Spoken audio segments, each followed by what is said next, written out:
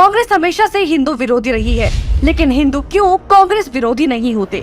शायद वो नहीं समझते कि कांग्रेस ने क्या किया। आपको साल दर साल का ब्यौरा देते हुए बताएंगे कि कैसे कांग्रेस ने हिंदुओं का मजाक बना दिया। 1950 में आया आर्टिकल 25। कांग्रेस 1950 में आर्टिकल 25 को लेकर आई, जिससे धर्म परिवर्तन को मान्यता दे दी गई। और सबसे ज्यादा किसका धर्म परिवर्तन हुआ ये सब जानते हैं, लेकिन ये तो सिर्फ शुरुआत थी।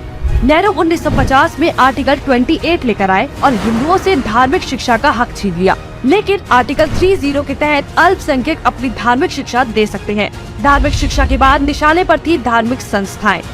1951 में HRCE एक्ट, 1951 में Hindu religious and charitable endowment act लेकर आए।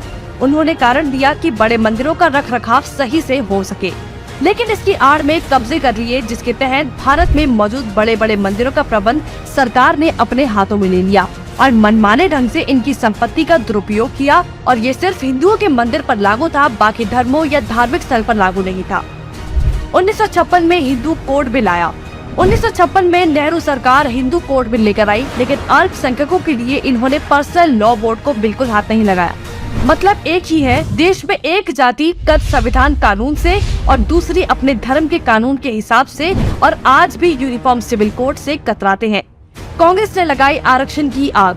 कांग्रेस आरक्षण लेकर आई, जिससे हिंदुओं को बांटने का काम किया गया, जिससे सबसे बड़ा नुकसान हिंदुओं को हुआ।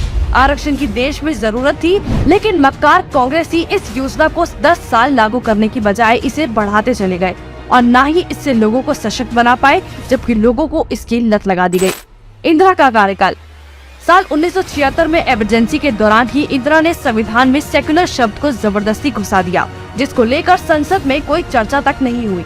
मतलब कि हिंदू बहुसंख्यक होते हुए भी भारत हिंदू देश नहीं कहलाया जा सकता, जबकि आप हमारे आसपास देखेंगे तो सभी मजहबी देश हैं, लेकिन हिंदुओं के लिए कोई देश नहीं बचा। इसके बाद हिंदुओं के कानूनी अधिकार और इतिहास निशाने पर थे। 1991 में पूजा स्थल कानून।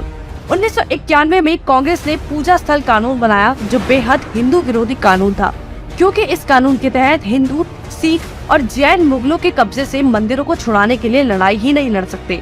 उनके पास दलील सुनने का कोई कानूनी अधिकार ही नहीं छोड़ा गया। हमने लाखों मंदिर और उनका इतिहास खो दिया। 1992 माइनॉरिटी कमीशन एक्ट। कांग्रेस ने अल्पसंख्यक आयोग अधिनियम बनाने के बाद अल्पसंख्यक आयोग बना दिया। ऐसा करके कांग्रेस ने धर्म विशेष के लोगों को स्पेशल दर्जा तो दिया ही, हिंदुओं को बांट दिया, जिसके तहत सरकार की हर योजना का सबसे ज्यादा फायदा धर्म विशेष के लोगों को ही मिलता है, जिससे कांग्रेस ने सांप को भी मार दिया और लाठी को भी नहीं टूटने दिया। मतलब साफ है, हिंदुओं को भी बांट दिया और धर्म विशेष के लोगों को भी खुश कर दिया। जब देश सेकुलर बना दिया तो मेजॉरिटी और माइनॉरिटी की जरूरत ही क्या थी। 1995 में वक्फ बोर्ड कानून। 1995 में वक्फ बोर्ड कानून बनाकर कांग्रेस ने एक और महापाप किया। वक्फ बोर्ड को असीमित शक्ति दे दी गई। आज स्थिति ये है कि वक्फ बोर्ड किसी भी संपत्ति पर दावा कर दे तो कोर्ट से भी कोई मदद नहीं मिलेगी। रेलवे और रक्षा के बाद संपत्ति के मामले में वक्फ बोर्ड देश में तीसरे स्थान पर पहुंच गया है। अब सिर्फ एक आखिरी बार बचा था, वो बार था राम सेतु एफिडेविट। राम सेतु एफिडेविट बनाया।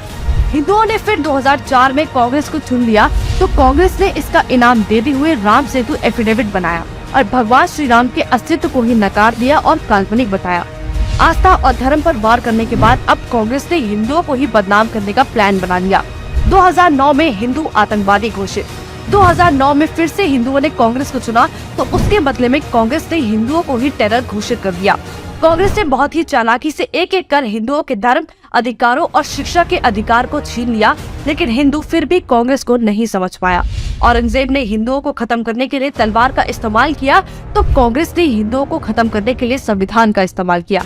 फिर भी कांग्रेस ही बोल रहे हैं कि लोकतंत्र खत्म हो रहा है, जबकि लोकतंत्र नहीं, हिंदू और हिंदुत्व खत्म हो रहा है।